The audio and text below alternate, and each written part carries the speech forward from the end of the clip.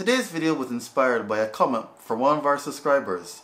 He asked a very important question: since Dublin is such an expensive city, how do you actually afford to live here?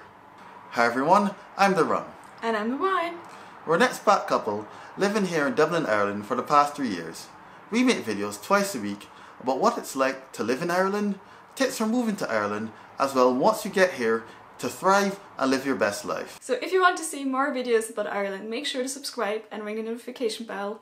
We do 2 videos a week. So if you've been anywhere online, you've probably heard of the rule, according to, some experts, that 30% of your salary should be going towards your rent. The average rent of around, I think it was November 2019, 2020 now, was about €2,044 per month to rent. Now of course, this is a lot of money, but to put it into perspective, for that to be 30%, your net salary has to be around 80,000, which means your gross salary is about around 140,000 euros, which is a lot of money.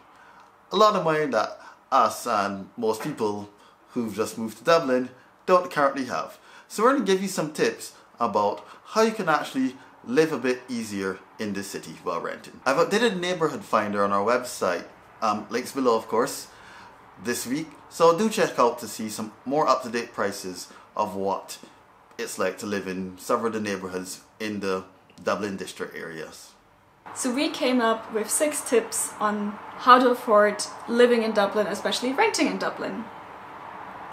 Number 1 is know your area. If you already watched some other videos, you might have heard us talk about our process of how we found our flat. And the reason we found such a cheap but nice flat was because we also considered areas that we hadn't been to before. So trying to get to know areas that you maybe haven't been to before, but that could be in a good radius to your workplace or where you study, is a really good way to find better places that might be cheaper. There are also some areas like the one we live in that aren't actually that necessarily popular. I've actually had Irish colleagues tell me that we should move because it's a really dodgy area, because in the past, like 10 years ago apparently, didn't used to be the nicest of areas, but since we came here without any of those preconceptions, we thought it's a pretty nice area. It's gentrifying, I suppose, as we can see by older buildings being taken down and new buildings being built. But it's an area that maybe locals won't consider, and so the rent hasn't risen that much yet. Number 2 is don't move so much. This might seem counterintuitive, but what we've been realizing is that in the rent pressure zones, and if I haven't explained it before, the rent pressure zones are usually areas where the rent can only be risen by 4% per each year. Yes, each year, so each year of the contract. So we realized that year on year, it seems like if the rent is, for the market price of rent, rises by more than 4%. So actually, if we were supposed to move to another flat right down our street, we'd actually be paying more than we would be with the 4% increase. Another thing is that every time you move, you also have to take money out of your pocket and put that for the deposit. That's like almost the first month's rent and the deposit. So that's more money out of your pocket. We think that what you really need to do before considering a move is to check what the prices are in the market value in the area you want to go, and leverage it against the current price you have in this area, especially if you're in a rent pressure zone. So point number 3 is, if you can't save on rent because maybe you have to live in a certain area for your job, then maybe there are some other costs you can try and save on. So you could start tracking your expenses just to get an idea. One very big cost, or like probably the second biggest cost for a lot of people after rent, would be transport. And what we actually do is we save about €300 per month by not needing public transport, since we can walk to work. So take a look at your finances. Maybe a flat that would be more in an area that's more suited to where you need to commute from, where you could walk, could be actually cheaper than the €300 a couple that you have to pay extra for public transport.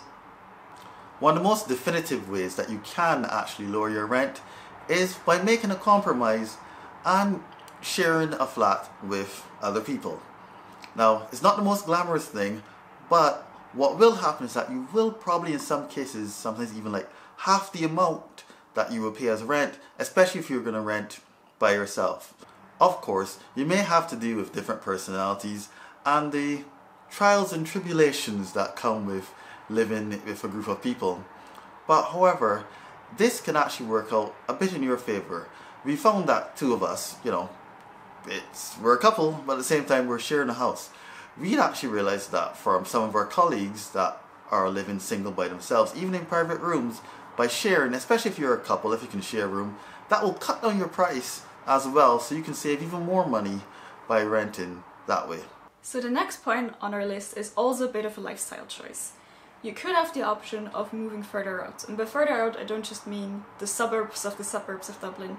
You could actually move out to a village or a town outside of Dublin.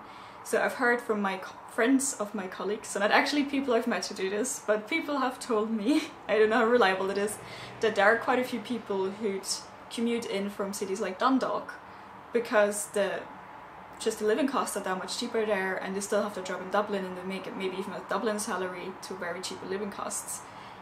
Has of course the downside, you'll be commuting a lot, and the trains aren't necessarily always that reliable, like in most countries I suppose.